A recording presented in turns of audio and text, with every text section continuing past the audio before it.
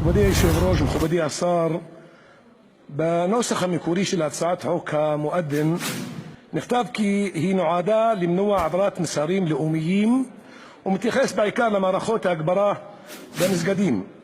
פתאום המטרה היא למנוע רעש מוזר, שקר וכזב. قد آن للظلمة أن تنجلي ويسقط الباغي ويعلو الأذان.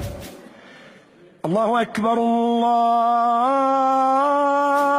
أكبر الله أكبر الله.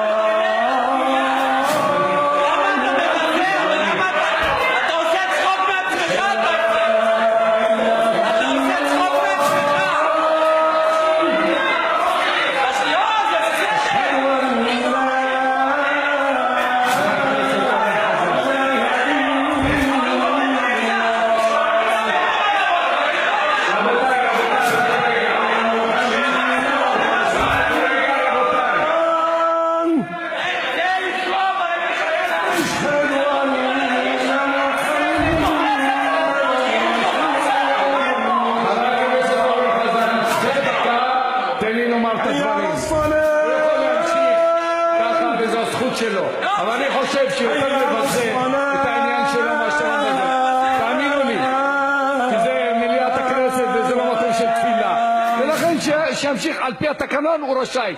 הוא יותר מבזה את העניינים שלו מאשר מה שאתם חושבים.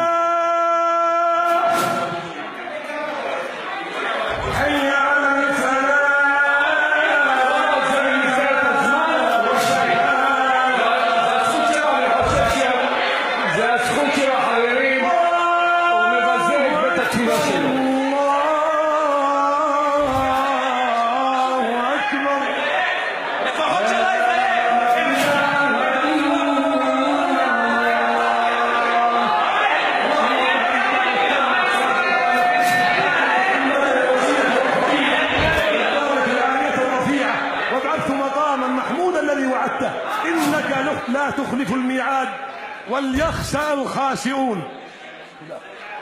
תודה.